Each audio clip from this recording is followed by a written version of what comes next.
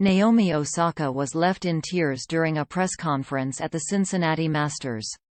The Japanese number 1 was left very emotional after being asked what was described as a fairly aggressively toned question.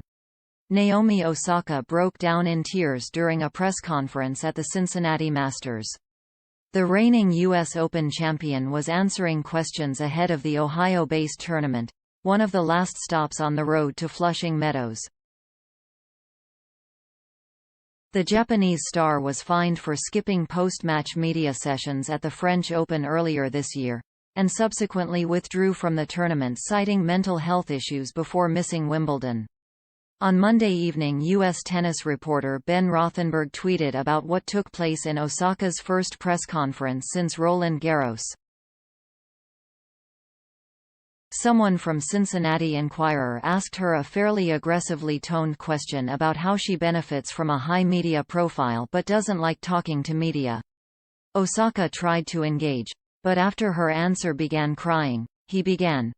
Osaka left the room, recollected herself, and returned to answer the remaining question in English.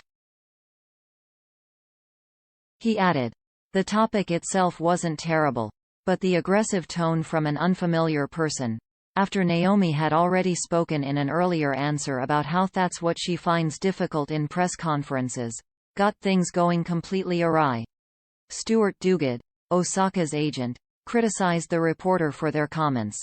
The bully at the Cincinnati Enquirer is the epitome of why player-media relations are so fraught right now.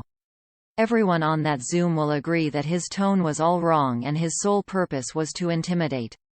Really appalling behavior.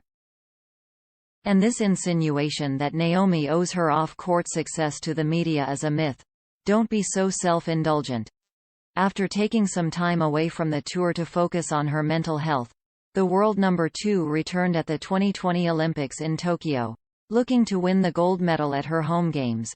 She lit the Olympic flame at the opening ceremony in what was a remarkable moment for the 23-year-old and her country. Sadly, she was unable to win a medal as she lost 1-6, 4-6 to Marketa Vondrausova in the third round, who went on to win the silver medal.